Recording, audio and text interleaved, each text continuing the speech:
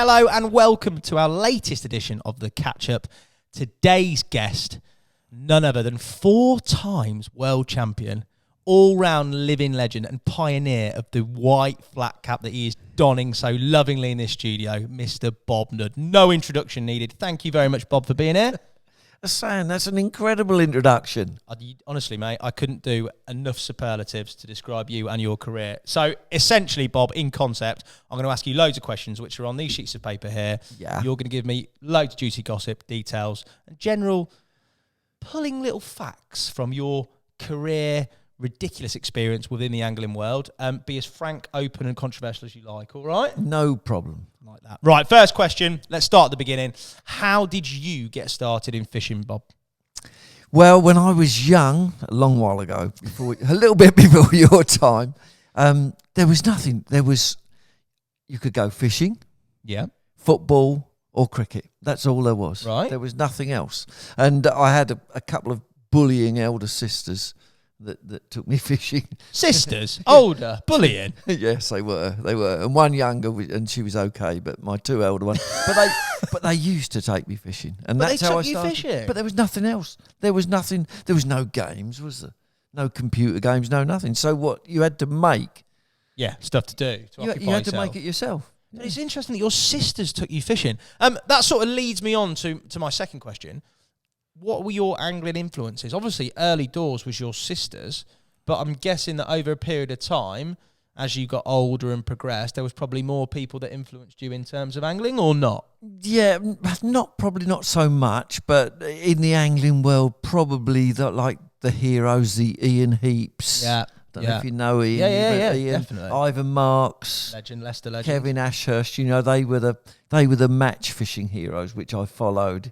Yeah. Not so much on information, because you couldn't get any information in those days. No. There was nothing like there is now. No.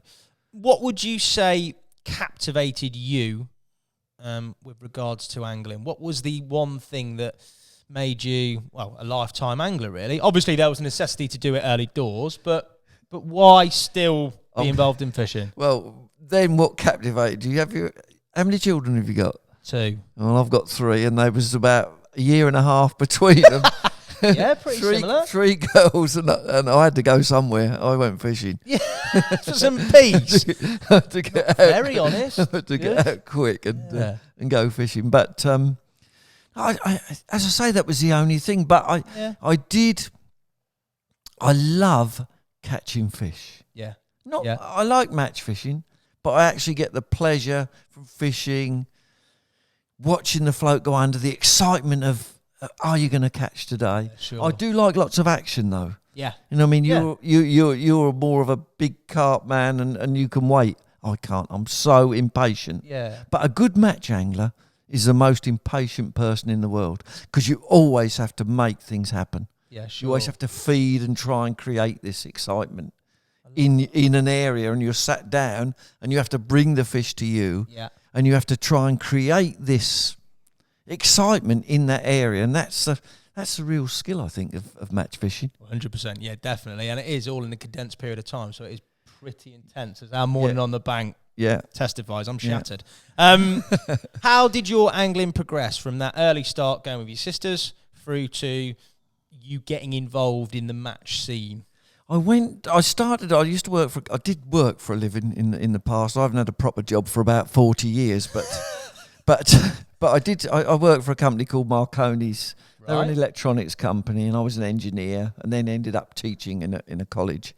But it was hard to earn enough money, and fishing was sort of, I worked quite hard then. I got 3 children. Yeah, fishing on a Sunday was my getaway, and I just loved it. Only fishing for this Marconi Angling Club, which is very small, so club level. But then in the second year, I was winning everything, so I thought this is okay. But probably my first big match was in Ireland in 1978. Really? So what drew you across to Ireland then? Just because that's where the biggest matches were? Yeah, there was a lot of hype. I mean, there was troubles, of course, north and south. There was a real time of the troubles, but the tourist board tried to get you there. They wanted people to go to Ireland, but the fishing in the sort of the late 70s, roach hadn't long been introduced into Ireland, And when you get the first introduction, the roach fishing was phenomenal. Really? Absolutely brilliant, and that really is what drew me over. Wow. And I went, I fished this big match. It was called the Benson and Hedges Classic. Benson and Hedges, getting the sponsorship. You wouldn't have that nowadays, would you? No, Benson and Hedges Classic, and that's, and I drew this, and I know, when I first got to Ireland, you can't believe it. The pubs used to close here at 10:30, but Ireland, they didn't close. Yeah. And so, of course, you have to take full advantage, don't you? Yeah, of course you do. And that's what I did, took full advantage every night. But I had a big weight. I caught 496 roach in 5 hours for £166. Of roach? Yeah. £166, 9 ounces. That was 1978. And I won this match. And I was just 2 ounces short of the then world record. And that's 2 ounces? 2 ounces short of the world ridiculous. record, held by Ian Heaps. Then, and so there's really, that was the start of my career, 1978, and 1978. I probably was drunk through the whole match. I should think, not drunk, but I'd been up since about 5 or 6 o'clock. That is not bad for a fella who's been on the pot, mate, is it? 2 ounces shy of a world record is not bad. Let's take it back a little bit. So before you got into the match scene in 1978, what we were talking about in Ireland, what were your early sort of fondest memories in terms of fishing? Fishing a small river, the River Chelmer, in Essex. Fishing for chub and roach. I used to do the odd bit of pike fishing as well. I enjoyed that. But fishing on a small river, you never travelled far in those days. But just catching beautiful dace, roach, chub, proper fishing. Yeah, with a little stick float on a very narrow river. So I had a thorough grounding there. Lovely times, mate. This is a very broad one because obviously you have lived through a lot of changes and you fished through a lot of changes. How has tackle, information, everything changed and developed in the time at which you started match fishing to the present day, because you're still an active match angler now? Yeah, I mean, there's no comparison now. No. And what also the price of tackle, what you get for your money now, you might think, but it's cheap. Yeah, cheap. I remember my first pole, 1980 something, and Darwin pole. I had to drive to France to buy it. It was a 10-metre pole. I drove to France to buy it. £500, about 1980 something. All it was a 10-metre pole. You couldn't even hold it, let alone fish with it. You struck, and 10 minutes later, it was still bouncing up and down. And that was tackle in, 500. And now you probably wouldn't even pay £2 for it. No, it has progressed. Yeah. Mad. I can't even imagine, even rods, in my time. Everything, but poles more than anything because of the length of the pole.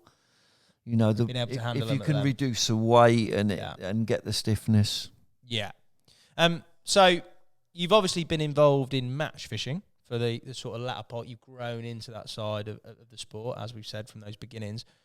Why match fishing? Why not just pleasure fishing on a river like you did as you grew up? Why would you match fish? I don't know. It's inbred into you to compete, I think. Yeah. I like the competition.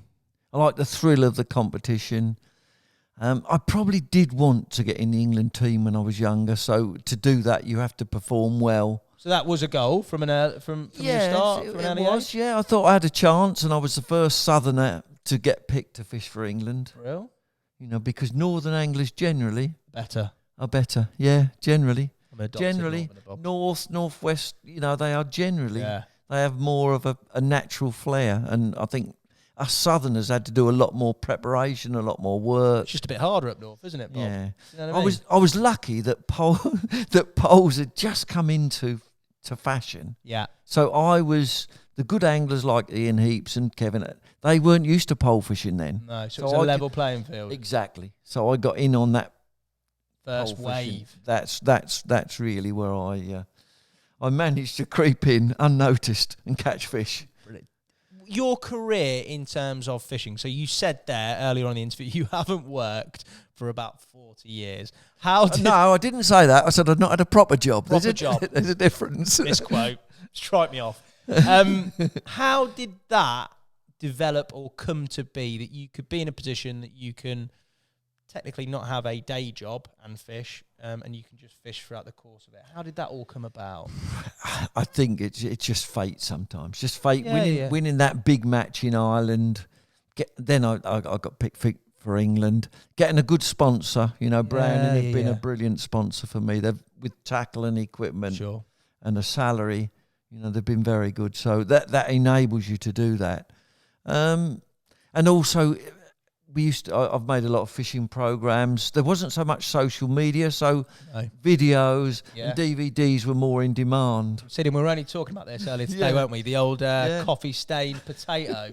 Oh, yeah. Iconic piece of footage that is, mate. But no, brilliant. And in terms of you leaving, because you said you were an engineer before, in terms of leaving that and going into fishing, a pretty easy move for you, a no-brainer? It was, but I had in between. I had a good friend of mine, Pete Clapperton, and we used to fish together. And we come up with this idea. We'd go to fishing matches, and there was no food there. Right. So we came up with this idea. We built this hot dog van. This was before McDonald's or anything. So and I was an engineer, and I could work on we bought this old comma walkthrough for £20. Right. I got a tenner on my MasterCard, because that's how poor we were in those days, and he got a tenner off his mum, I think, and we bought this comma, and we built this hot dog van, and we used to go to matches. So that's supply some food, yeah. And that was Pete and Bob's Mobile Dogs. No way. Yeah. So that's really. So we did a bit of that. And he started a company called the Bread Roll Company, and we did a bit of fast food stuff. So we earned a bit of money then in those days. Entrepreneurial spirit, mate. There, I like that a lot. With that, but we used to put all our fishing gear in the middle of the van. So food hygiene's out the window straight away. Isn't it? Yeah, we wouldn't want an inspection. How many match anglers have been poisoned? No, we're joking. Anyway, so did you ever believe at any point that you would have a career that is based solely in angling? No, not really. No. You drift into it slowly. Yeah. You drift into it slowly, but the fact that I had my own business then with my partner, and we could, you could then have I got a manager, so I could have plenty of time off. Yeah. So no, I don't think so. When I first got picked for England was probably the start. I was thinking, I wonder if I could earn enough, but it's hard. It's tough to earn enough to keep going. Yeah, I bet, especially as you say in that formative years. It's not a world champion at angling isn't like a world champion at Formula One. Salary wise. No, too right. No, well, pretty close. Browning have told me. No, I'm joking. So you've always been. I'm always one for headwear and hair, mate. You've always been synonymous with the white cap. When did that start, and how did that start? Yeah, that's a good one. A lot of people don't know this. I won the World Club Championship. That was my first win. That was in 1983 in Florence, in Italy. Florence, very nice. And I wore a black cap. But anybody who's been in Florence in July, it's hot. Yeah, roasted. And then a very, very famous Italian angler, Milo Colombo. Right. Milo tackle. He came along, and I did know him. And the sweat was dripping off this brow. And Bob, why you wear this black cap? Good accent. And he told me to go and buy a white cap. He said, because you won't get so hot. And that was it from then on. And I won the World Championship that weekend, the World Club Championship. So, yeah, that's where it started, 1983. So there's a little bit of superstition in it as well if you've won a match and kept possibly, it white. but if everybody, when you're not when you're famous, but you like something, don't you? There was Jan Porter dressed in red. And in red, yeah. Not everybody, but something to make you stand out, isn't it? Synonymous with you. I have a stupid white cap, but...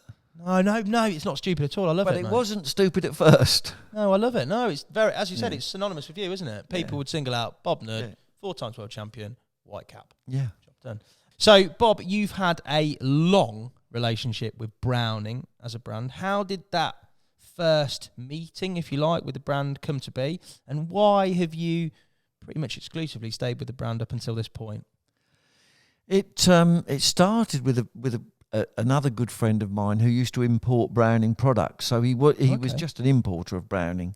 Right. And my first sponsorship was a sweatshirt with Browning on it. Right. That was my first year. But You always have to start down. You can't. You have to give something back to your sponsor, and when you first begin, you probably haven't got a lot to give. No, you have to work at that gradually. So so for me, that's how I started, and just Browning. For me, they're basically mainly a German company. Okay. Our office is mainly in Germany, and our boss now, Fröck Peterson, absolutely brilliant, really lovely person. The company's well run. Yeah. I get everything that I want, and we do some really, really good products. Yeah. Yeah, cool. I'd imagine, please correct me if I'm speaking out of turn, that along the course of the way, you've had some pretty big money offers from various other brands with all your success, World Championships, domestically, everything else. Have you never, been tempted to sort of go because of money, chase a bigger paycheck, maybe more profile somewhere else? Has that never come into your sort of thought process? Well, I did stray. I did stray once. I went to Fox for a short period. I had a contract, 3-year contract, but and they did offer me so much money, I couldn't really refuse it. Yeah, sure. But I should have refused it because they didn't then. They weren't. I know, fabulous on their carp gear, but they weren't really. They didn't have that much match gear. They only had one pole, so they weren't the matrix that we see now. I was very fortunate. I left on really good terms with Browning. Yeah, bro. And then in the end, I wrote them an email. Please, can I come back?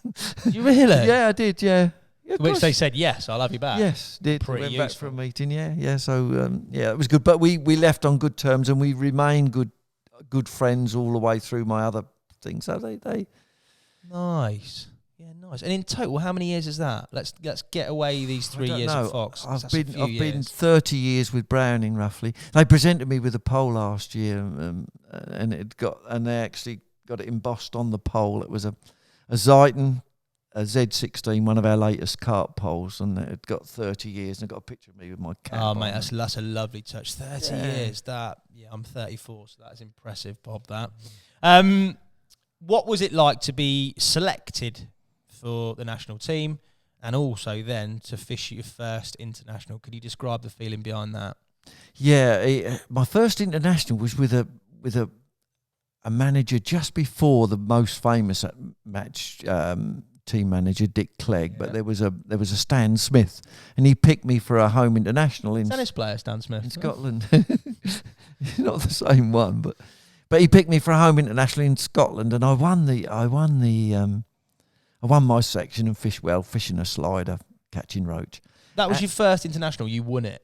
You won your section. Won my section, yeah. It was a home international, so it wasn't. That's still a pretty good start, mate. So, but of course, I was happy. I thought, oh, lovely, I might get picked for the world team, and then he got sacked. So, but Dick Clegg came in and he picked me for some reason. He picked me to fish in a river in Switzerland.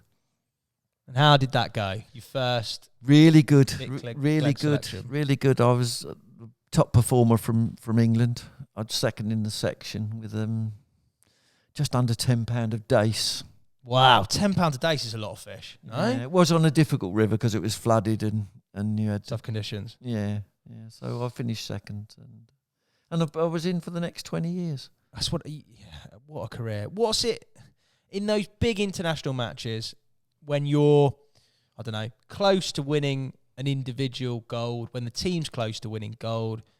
How do you deal with that pressure, that feeling, the sort of magnitude of that whilst you're in a match? Well, when you actually, once you get into the match, yeah, I don't know if you get the same sort of feeling, but once you get into the match and you can put everything else behind you, so get your feed in, going in, and you know everything is just nice. Bit like you today, when you were... Every dog has its day, Bob. When you whiz them out. But once you forget about the other things, and then you just concentrate. But sometimes there's a short period when you're just working things out. But it's... So really, for you, your sounds, very good mentally at sort of compartmentalising fishing away from the context of whatever's going on around you. That's what you have to try and do, which is, if you're struggling, that can be hard. I can imagine. If everything is flowing and you're getting bites and you're feeding and everything is perfect and other anglers are struggling a bit, then it's okay. But sometimes you can have a tough match, but you still have to be beyond that, and you have to think. You always have to think, how can you get the fish to feed and how can you keep them there for 3 hours in World Championships then? Yeah. So how do you keep them there? So you have to work that out all the time. And that keeps your mind off the pressure, everything else. It does, really. if you can ignore that. Because, as I said, you're set on your box, aren't you? Yeah. And you have to bring the fish to you. They don't come flying towards you because you're sitting there. Yeah, You have to of course. You have to bring them into your peg. You have to get them feeding. You have to steal them off of other anglers if you're on a flowing water. Yeah. By You've got to different work ways hard. of feeding. So, it's... I'd imagine that, and we talked about it, if you're having an absolute shocker, which I don't know if you did have in any international. Oh, yes, I did, yeah. It's got to be one of the loneliest positions to be in because it's just you. You're not like a football team where you've got other players around you that can muck in. You have got a team that can buffer you overall. But if you're in that match fishing, though, for those 3 hours, you're struggling. So talk to me about potentially some of the shockers that you've had and how you dealt with that. Because obviously it's not over just one match. It's over a series of days. Did you come back stronger? Did you learn from it? Or was it something that, I don't know, ate you up in certain competitions? Well, the thing is that there is pressure because it's the team's relying on you. So there's 5 in the team. So you've got 4 other anglers. And if you make a mistake, that can be a fault. But then again, if you win your section, it's great for them. Yeah, my worst match was in Bulgaria. And Tommy Pickering won that year. Because he's a Yorkshireman and they're really mean. They're really mean with everything they do, including their feeding. They're really crafty. He didn't feed, did he? I bet. Yeah, he did. Yeah, classic. And we'd been pleasuring, Stevie Gardner and myself. We'd been pleasuring and hauling out these carp, whopping in the bait, Yeah. And then it was on a rowing course, and I sometimes I wonder how these organisers do things. In practice, we were on one side of the rowing course, feeding bait, so there was loads of fish there. On the match day, they switched it to the other side where no feed had gone in. And of course, I was still feeding as if there was 30 or 40 pound of carp. But it was a struggle. But the Yorkshireman, Tommy Pickering, knew better. Tommy Pickering. On that very subject, I've got as my next question. Your manager is Dick Clegg. You've got Tommy Pickering. And further down the line, the likes of Alan Scottorn and those big characters in the same team. What was that like? Did it ever kick off? Because I'd imagine there's a difference of opinion when you're practicing and when you're fishing these matches. And how was just general team spirit in that, I'd say, golden age of Team England match fishing? Yeah, the team spirit's fine. You've got some good knowledge. Yeah, you can have some arguments on feeding. I can well imagine. Because when you're having a team meeting, it's always about feeding. So you do get some differences of opinion. Generally, we got on well, I would have said, generally. Yeah. And the important thing about, I've won 4 World Championships. I've only won 4 World Championships because of the rest of the team. Yeah, sure. And their knowledge. So they put you in the right frame of mind and you work out a team plan. And not that I always took notice of it, but not that I always took notice of it, Bob. No. Did you do your own thing? You a bit of a maverick. Yeah, I am sometimes. Yeah, we were on my second World Championship in Hungary. We'd been, I'll be as brief as I can, but we'd been practicing. It was windy. You know what it's like with fishing. Different conditions, the fish react differently. Yeah, 100%. So we'd been fishing. It was a lovely big wind blowing into us. You could throw a ball of ground bait in. The float was going under every time. Match day comes, and flat calm, sun straight on the face, nothing's moving. Our team planned so many balls in, and then give them a ball every cast. And although you ball in at the start to get some fish in your peg, or you hope, but immediately I thought, it's not going to be right throwing ground bait today. I'm not. No. I'm going to loose feed. I'm going to loose feed, and I'm going to try and catch them on the drop. Roach they were.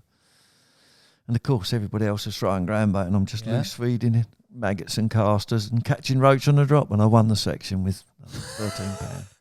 And the next day I did the same. And next day, so sometimes you don't always take notice. Yeah, but it's a risk, isn't it? I'd imagine if that went wrong, do you reckon it wouldn't you'd go take? wrong. No, I'd have switched. Nice. Okay. Yeah, I'd Good have save. switched. So 1994, Bob, home Pierpoint, a home international, and you win it. Talk me through that match, you winning it on home soil and the feelings around that. Yeah, I mean, that was incredible. That was the biggest audience that I've ever had in a match. In any world championship, I've been to all over. Yeah. But there must have been, I don't know, 18, 20,000. Really? That many people? 5 deep all the way, yeah, for 2 miles down the thing. But the fishing was rubbish. Yeah. Hard. It was so tough. And it was slider fishing at about 30 metres. Right. A little ball of leamed up joker and bloodworm. And it was only 10 or 11 foot deep. So you wouldn't say a slider. Normally you would say, well, why don't you fish a waggler? But sometimes if you get the wind on the water, Sure. and you're fishing a waggler, then nearly all the weight is in the top of the float, and it goes through with the wind. But if you fish a slider, then you have some weight down. And there was an undertow that day, so really the natural flow was against the wind, which you had to pick up. And that was a lot of people made a mistake. Not our team; we all knew what to do. No. And it was so tough. The first day, you won't believe this. The first day there was 11. There's 33 anglers in a section. Right. In my section there was 11 fish caught, and I had 4 of them. Really? Yeah, 33. Only 4 fish. What are you talking, like literally pairs of eyes, little roach or what? They weren't bad fish. They were sort of 2 or 3 ounce fish. They weren't too bad. Well, big for me, but That is but bleak. that's how tough. And I won the section easily. 4 fish. Everybody else, there was a 1 fish here and a 1 fish there. But the second day, and this is even tougher because the second day, now Alan Scotthorne blanked that first day. Oof. He blanked. Ouch. But I drew his peg the second day. The next day? Yeah, where he'd blanked, and that was a tough section. And everybody, oh, Bob, and oh. I said, I'm not worried. I said, I know exactly the distance he's fished, where he's fed. My rods, we're all clipped up at about 30 metres. I'm just going to fish the same. Yeah, well, I knew the same distance. Yeah, same distance, and I won the section easy with. I probably had about 20 fish that day, and there's a massive crowd behind you. Sometimes you cast out with a slider, and I don't know, you probably don't do it in carp fishing, but sometimes you have to induce a bite, right? Especially if you're after perch. So you go out and your bait's on the bottom. We were fishing two or three bloodworms just on the deck. And what size hook's this, Bob? I was probably on an 18, I should think. Right, I'll let you off that. 18. Say 26 or something crazy. No, because I had 2 bloodworms on, so I'd have been on an 18 or a 16. But you had to cast out, and to induce a bite, you just had to. And I've got this massive crowd behind me. You just turn the reel hand, and of course the float goes under. Yeah. As you move, and the crowd gasps. It's a bite. Yeah, they think it's a bite. Yeah, why hasn't he struck? And, and then it goes and you strike, and then you're into the fish. So. Yeah, I can't imagine 18,000 people behind me watching me catch 9 fish. Behind me, there was 18,000 people there, but there was a lot of You were catching all the fish, Bob. There was a lot of people. Yeah, there was a lot of people behind me. But so that day, you had to induce a bite. You had to feed accurately with your catapult, get a little ball. It was really tough. But of course, the most important thing was the team won it. Yeah. How did that feel? Home, obviously, any competition at home, there's sort of more pressure on you because it's your home venue. You should win it by all means. We'd had a blank as well with Alan the first day. So, but other teams had blanks. So yeah, we'd won that, and I'd won the individual for the 3rd time. The 3rd time of 4. Did you ever think that your match fishing career would be that successful? No. You have to be a bit lucky. I always. Do you think it can't be luck though? 4 times, like 1 time you can be lucky, right? I could name probably a load of people in the Chronicles of Sport that have won a competition in their respective sport because coincidences and circumstances have conspired and they've done it. Leicester City winning the Premier League. Yeah, that was good, yeah. There you go. But that will never happen again, and I'm a Leicester fan. Do you know what I mean? Yeah. So, but to win it 4 times, you're doing something consistently, Ryan. You're of a certain level. At any point after, I don't know, you win 2 world championships, 3 world championships, do you ever think the hunger or desire to win another one goes? Or anything like that? I always think if you've won one, like, can you better it?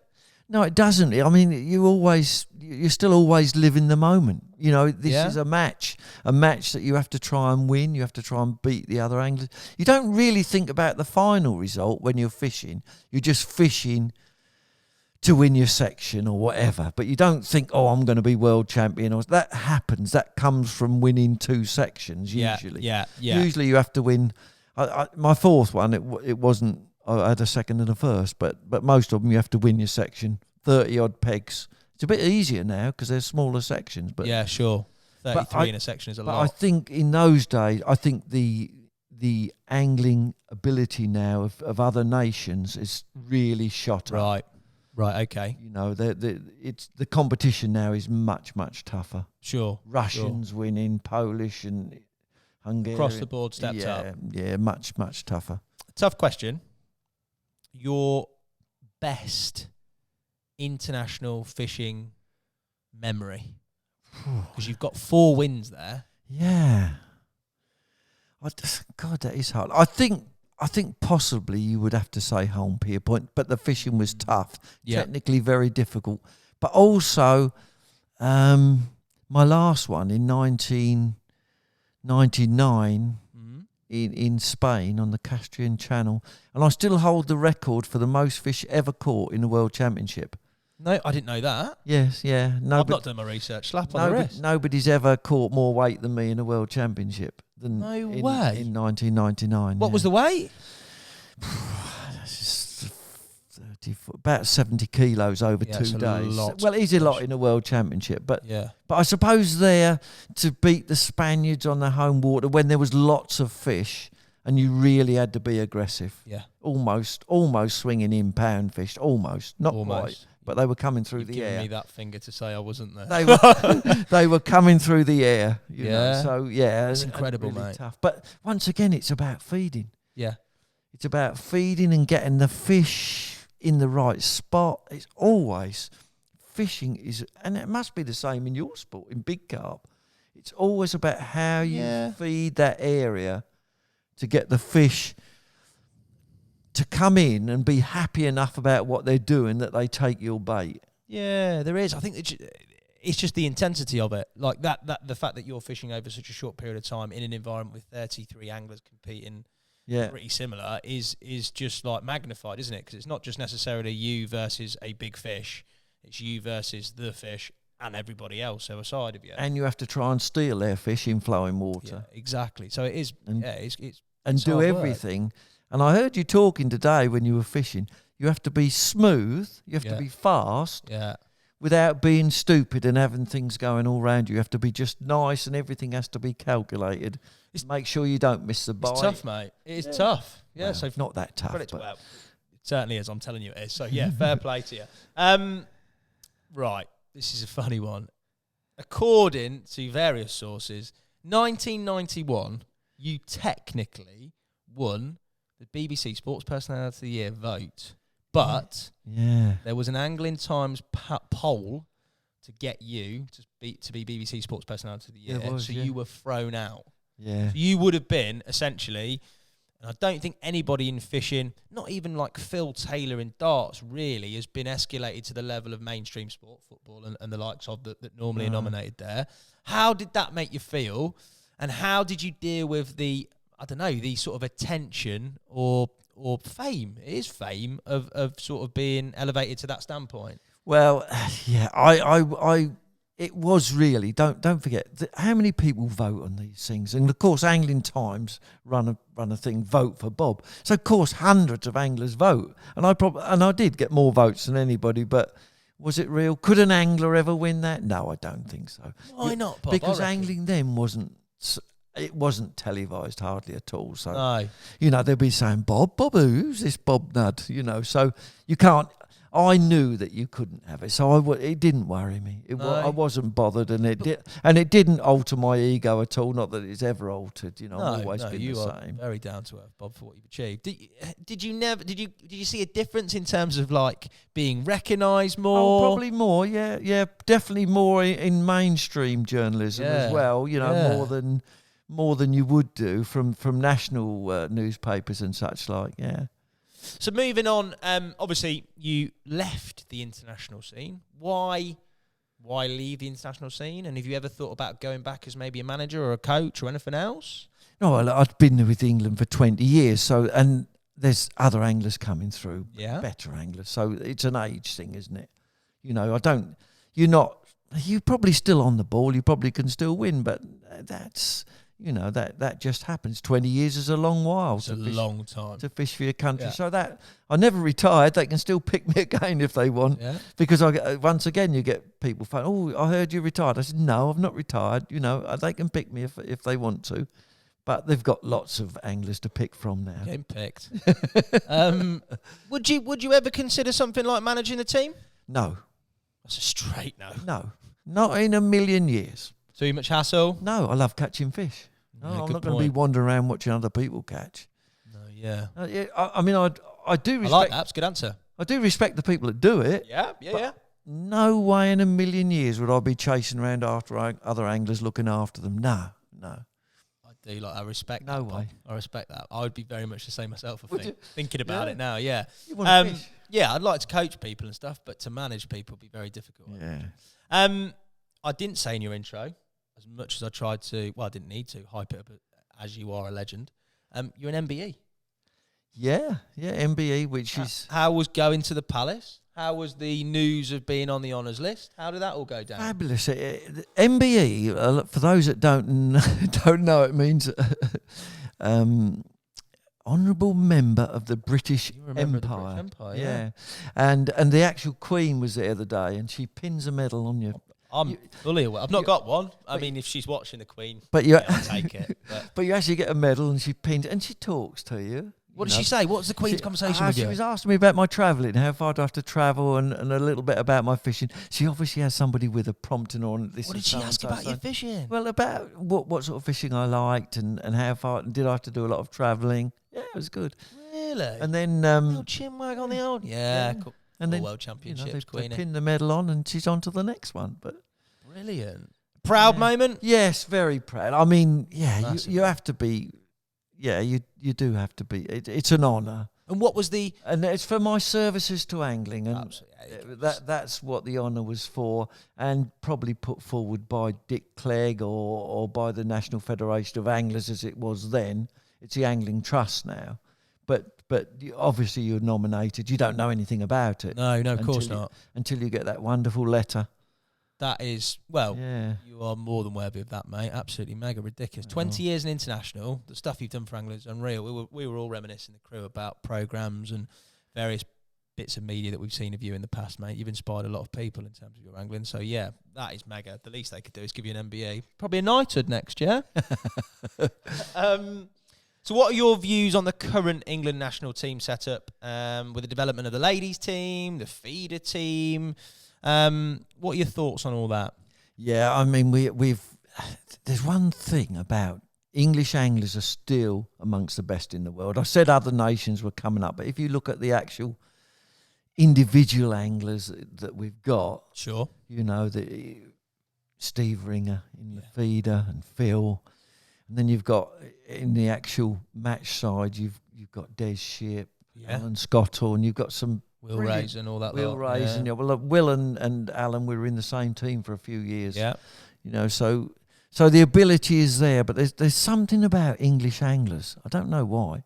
Maybe it's on the individual side. We're not having so much success with the team at the moment. No, but individually. But individually, there's always somebody there. Yeah.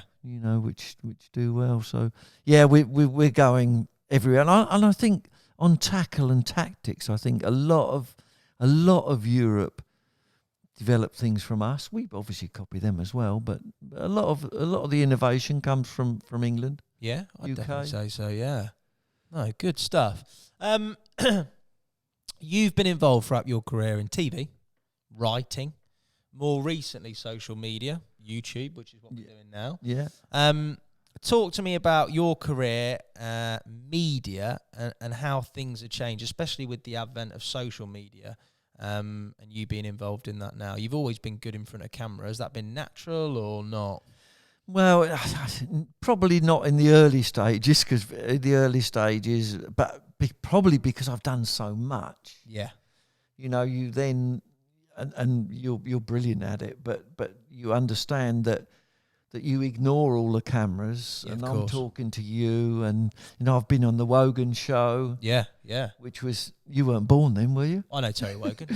No, I'm an older than I look. I tell you. And I did a programme for BBC Two called Jobs for the Girls. That was with Pauline Quirk and Linda Robson, and we went everywhere. And so I've worked a fair bit in front of cameras, but I'm not as good as you. You're miles better no, than me. No, Bob. I've seen your potato fishing video. I'll take you back to that. We need to cut that in. That is incredible. You're much better. But I've had a lot of experience. But obviously when you first start, there is nerves there. You can't say that you make your first fishing DVD, but you just have to ignore any cameras wherever you are. Sure. And I'm talking to you and as naturally as you can. You don't always get things right, but you've got a fairly good education, haven't you? No education. Haven't you? Dragged up. No, I have got an education. I bet you have. Yes. And whereas I only went to high school, so I didn't ever go to university, and then went fishing. What about social media, Bob? Because obviously that's relatively new. Something you embrace, something you feel has benefited match fishing. Fantastic, but because I'm fairly old school, and more of the older type match anglers use Facebook. I've not really got into Instagram as much as I can do. I had a little chat about Insta this morning, didn't we? I will get into that more. But Facebook, love it. I love it. Yeah, good. Love it. Yeah, we talked about. Do you know why? Go on. Keep an eye on what my bloody daughters are up. What my daughters are up to. Really? Yeah, well, of course. Just stalking. They're all on Facebook, so you have to. Pretty well behaved. They are. What is family life like, mate? How has family life been throughout?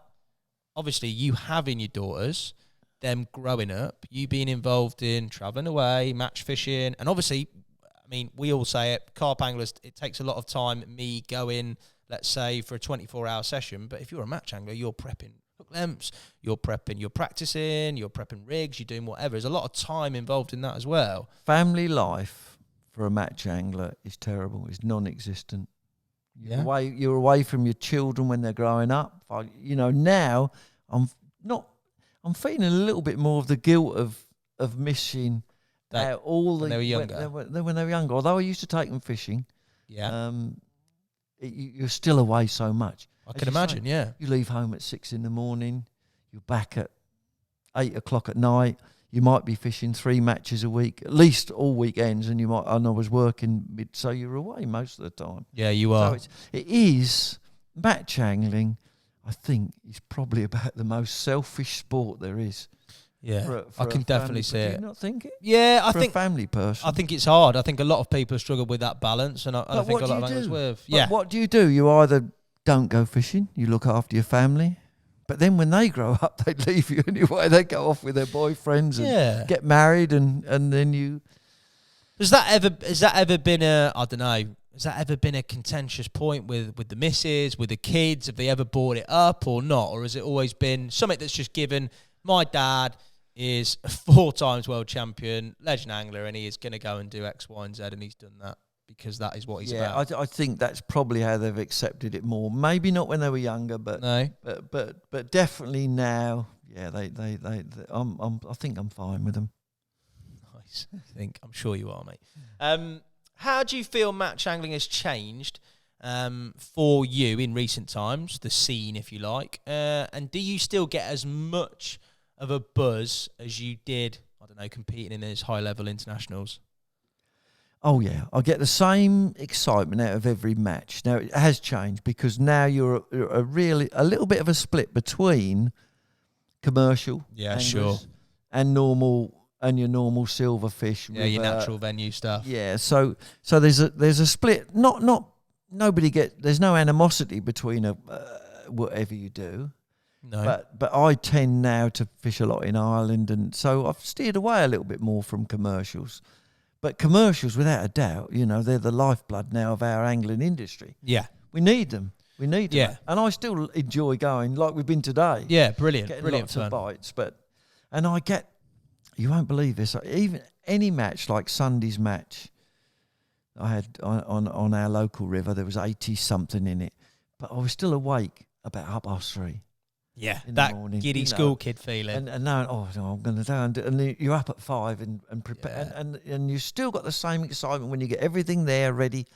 What are you going to catch? What are you going to do? And no, I still get I love that. That's the brilliant. same pleasure from it as I ever have done. Yeah, that's brilliant. It's like a little kid that's going to the zoo for the first time. And I'm like that every time I go to a match. Yeah, same. And I hope that stays. It's the excitement of not knowing what's going to happen. Yeah, I think every angler can empathise with that. The night before a session, you can't sleep, can you? Because you're buzzing. Yeah. But yeah, that's brilliant. There's been a lot of different advances, changes in techniques, rigs, methods to catch fish, everything from puller bungs to whatever else, hollow elastics. Something that you've always embraced in terms of changes, or have you been more of a traditionalist? Oh no, I try to follow as much as I can and keep up to date with hooks, with lines, with elastics. Yeah. And I always strive to. I don't really like tying hooks, but you have to tie hooks.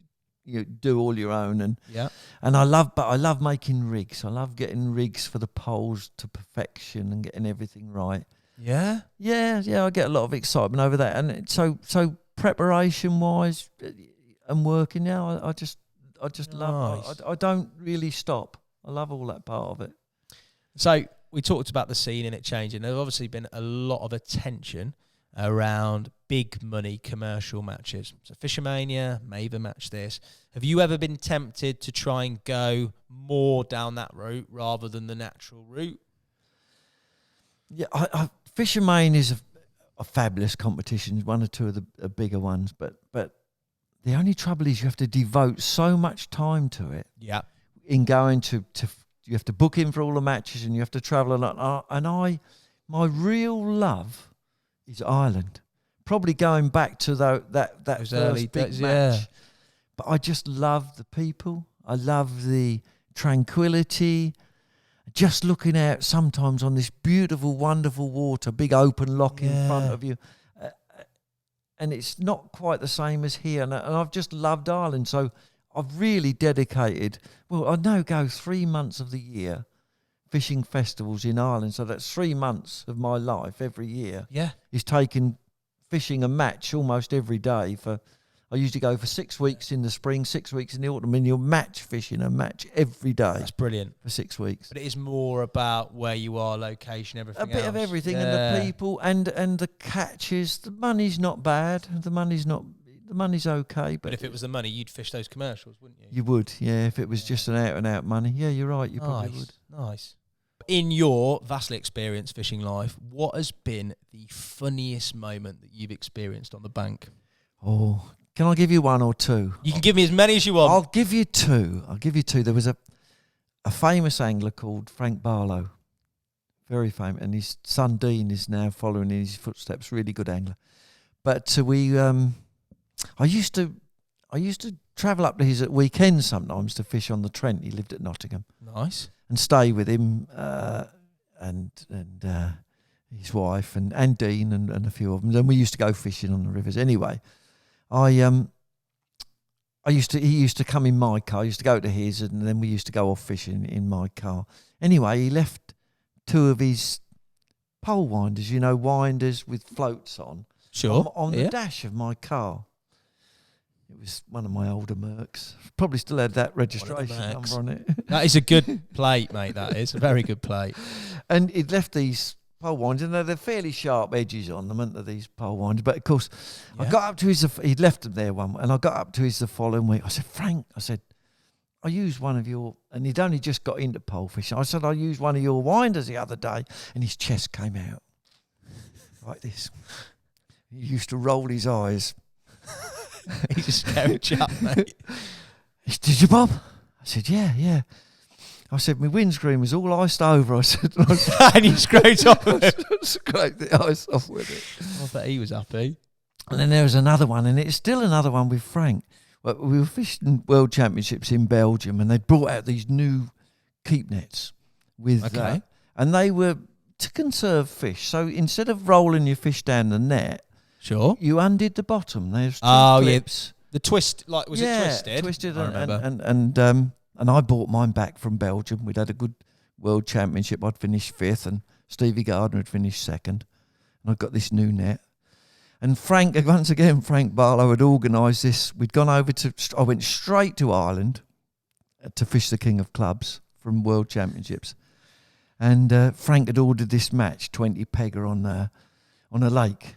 And it was, we'd all put, there was 20 of us, we'd all put about a tenner in. So it was 200 quid. He said, that's a nice little pot. Yeah. He said, we'll pay the winner. And nobody was catching anything. And I was trying to work out what was happening. It was a real deep lake. There was no fish on the bottom. And I worked out that I was fishing shallow, feeding some sloppy ground bait and catching these lovely skimmers. Right. Every one of them, one after the other. They're probably about 7 or 8 ounces. Nobody else is catching them. Really? I'm catching these skimmers, dropping them in the net. Lovely. Oh, Frank came round and Bobby said, "Oh, you're slaughtered." He said, "You've won the match, no problem." And I know. Anyway, the whistle goes.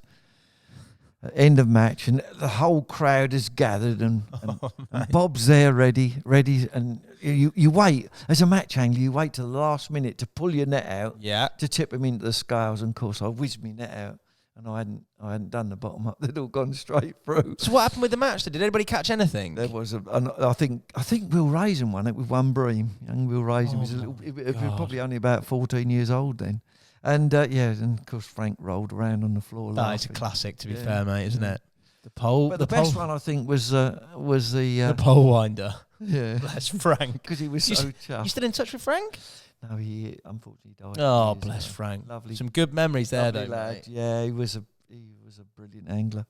Lovely lad, always so funny with their big rolling eyes. Yeah, mate, it is about the people you meet, isn't it? It is, yeah. Yeah, 100%. The worst thing for you about match fishing? That's a tough one to answer. That is a tough one. The worst thing. It's got to be something. I see good in everybody. Yeah, I know. That's why I'm asking you a difficult question, Bob. I see good in most people. The worst thing. I hear things about people. I hate any signs of any cheating, or if anybody's cheated. And one way of cheating, particularly in Ireland, was to put an odd rock in your net to hold the net down on a rough day, and then when the scales come round, to tip the fish in with the rock in. Edges. And there's been 1 or 2 people that have been caught. We'd course that infuriates. But honestly, I just love match fishing. Yeah. I don't see any wrong in it. What can I see? The one thing I do see is from match organisers not giving people enough time to set up their tackle. You know, you're hanging around, you might have 2 or 3 hours, but you're hanging around for the draw for an hour and a half. You've got to drive to your peg, and then you get there and you've got to lump all your gear out, and you might have half an hour to tackle. Yeah, sure. That's my pet hate. I like that. I'll take that. But that's probably the only thing. Good. I'll take that, though. That's one. I thought we were really going to struggle there, but nice one, Bob. Match anglers, the actual organisers, not giving you enough time to tackle up, but it's probably because I'm a bit slower than anybody else. I know, that's right. I like to get everything perfect. I'll let you have that. I've seen you. Meticulous would be the word I'd use. What's the craziest rumour that you've heard about yourself? I don't know. Do you know what? I don't know why. I don't suppose you hear rumours, but I don't get any bad things, even on Facebook. I don't get any. No one's ever said you fished here and did this, or you've done that. No, it's absolutely brilliant. Honestly, don't get any. I love that. Any bad stuff at all. I don't know why, because I'm not perfect. Obviously, nobody's perfect, are they? But you are. Yeah, you are. I honestly don't hear. Take that. That's brilliant. Yeah, well, I suppose so. I'm being as honest as I just don't hear anything. I don't get any bad publicity. Here's an interesting one. What is a regular day like for Bob Nudd as of now? Regular day for Bob Nudd. Well, in the height of the Irish season, it's fishing every day. But this time of year, I love this time of year because I do get some freedom, some days off. I had lunch with my daughter yesterday, so I get to see the family a little bit more. Right. I'm the sort of person that can relax. I love sport. I love cricket. Yeah, you were saying earlier cricket. You know, cricket sometimes lasts 5 days, 6 hours a day. Then it's a draw. And then I can watch that. I can watch it every day. Oh yeah, I love cricket. What time do you get up, Bob? You an early riser? Oh yeah, I am up. Yeah? I am up. Even if I'm not doing anything, I'm up at 5 o'clock. That's matchy. Maybe 5:30, and bed usually about 10. But you know, I only need 5 hours sleep. Do you? 5 or 6 hours, yeah. Apparently that's what comes from having a couple of daughters, mate. I'm finding that out right now. No, cool. Early riser, like a bit of sport. Yeah. But quite free at this time of year. I do love, I love the fact you fish a match, and say you're fishing a match on a Sunday, and you do love it. You think, I've not got to work tomorrow. I can have a day off and perhaps do a little bit of prep or just relax. Nice. I like that. The best piece of advice that you've been given yourself with regards to fishing? Yeah, this is and sometimes with anglers, I'll give you a specific, and we've been friends ever since. There's a famous Nottingham angler, Wayne Swinscoe. Right, I don't know Wayne. Lovely Apologies. person, but he was a Trent angler, was brilliant, and he was famous long before me. And in fact, on that, that match that I said I won with 166 pound of roach. Yes. Well, we were in this big forum. I'm just diversifying a bit here. No, it's cool. We were in this big like a big gymnasium, but there was everybody was seated there. There was about 300 anglers. Wow. While they did the presentation, and they called out. They said, and the winner today from Chelmsford is Bob Nudd with, and everyone going, Bubbu. You know, you could see everybody, and Wayne, who I knew, he said, "Oh, don't worry about him. He's okay." But that was Wayne, and I was a complete unknown then. But I was fishing on the with him, and then there was only eels. You could only catch eels. Oh wow! And he knew how to catch eels, and I was loose feeding bronze maggot. Sure. Catching these eels on the pole, but I wasn't catching them. No, I was missing hundreds of bites. I was getting 20 bites and not hitting one, and the more bites I missed, the more I was feeding. Yeah. And Wayne come along. I said, Wayne, whatever's going on? He said, Bob, feed 4 maggots at a time. And I started feeding, and then I hit every bite.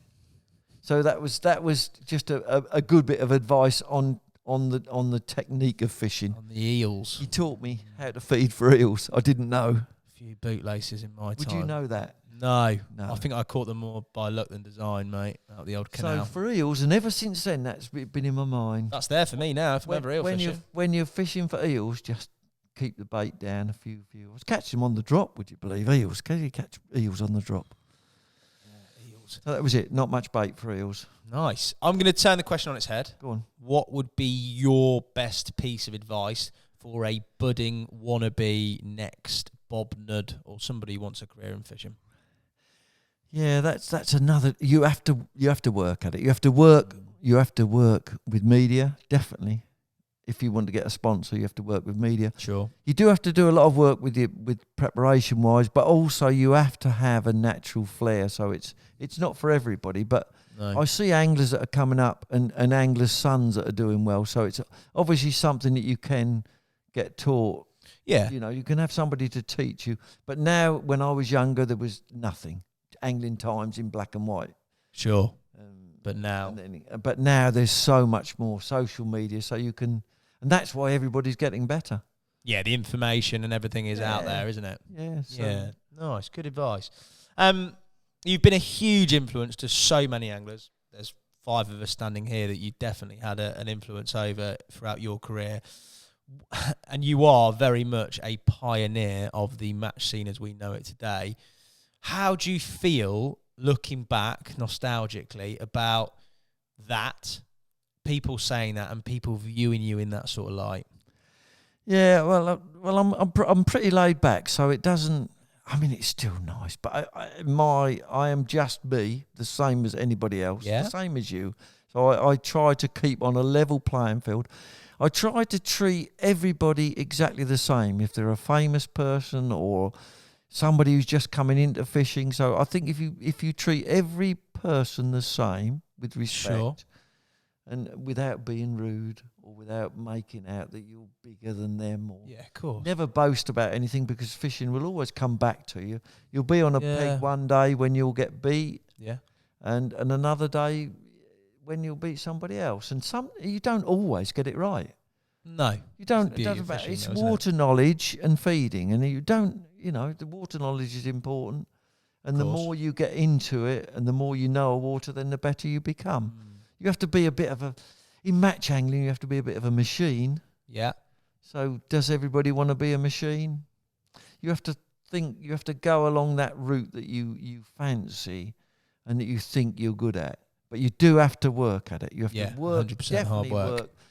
with the media as much as you can. Yeah. And sort of, not to promote yourself, but just work with them. Yeah. And with the Course. product that you use. Yeah, nice. Good advice. What are your personal targets for the future in terms of fishing? Oh, honestly, I've done so much. I've won so many matches. I still want to keep winning matches. Yeah, I bet. I'm lucky because my eyesight is still good. I don't have to wear glasses to read or anything, which is Your unusual. float was shotted further down the mine today, Bob. Usually when you get to 40, your eye, just naturally your eyes start to go, but mine just never have. So I've been fortunate. They're fairly fit because, once again, because I haven't had to work too hard, nothing's worn out yet. I've not been crawling about laying tiles or anything. And true, just hauling fish. So you have to keep fairly fit, but I want to still keep winning as much as I can. Nice. What are your opinions on the future of match angling and just generally the future of angling as a sport? Yeah, that's a really good question. As we spoke earlier, the definitely commercials and the big money that's coming into the commercial fishing. 100%. I think that's brought a massive boost to our industry. And I also see on the normal natural. So there's the natural venues, the rivers. I love to fish in the River Yare, which is fairly local to here. Yeah. The Broad system is really good. So and regularly in the summer you've got 100 anglers fishing on a Saturday. Definitely. So that's that's probably as good a turnout as you'd get on any commercial. Yeah. But it's a different style of fishing. So how do I see it? I think we catch more fish now, but do we catch more fish because of the equipment we're using? I think it is. I think equipment, knowledge, and we're definitely catching more fish than when I was younger. Yeah. Are the rivers purer now? There's so many variables that could be But probably a pure river isn't the best thing. Perhaps you do need a little bit of impurity to get bloodworm and joker into a river and the fish. But I'm pretty happy. The river, definitely got some beautiful roach.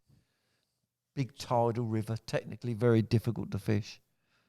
What about juniors, Bob? Do you see, so stereotypically match anglers are probably of a certain age bracket. Do you see a lot of youth coming into the sport, enough youth to sustain it or not? No, I mean definitely in the silverfish and the natural venues, definitely older style anglers. More youngsters on commercials.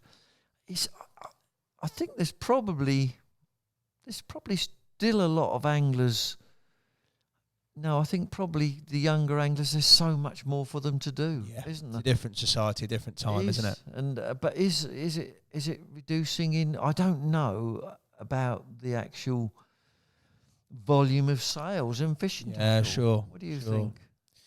I think there is a reduction. I think there is more that needs to be done to target younger people and get them into fishing, because it is, as you say, there's so many other things on offer, isn't there? So many things that are potentially easier or whatever. But I think more needs to be put into getting more young people. But this is the only way you can actually get that close to nature, Exactly. doing the real thing, does it inspire everybody? And that's what we do, and that's why we love it. Of course. No, of course it without doesn't. harming anything, it's what we do. It is. It's always going to be different for each person, and it's not going to appeal to everybody. But still, I reckon a little bit more could be done. But that is just my standpoint. You're probably right. By no means gospel.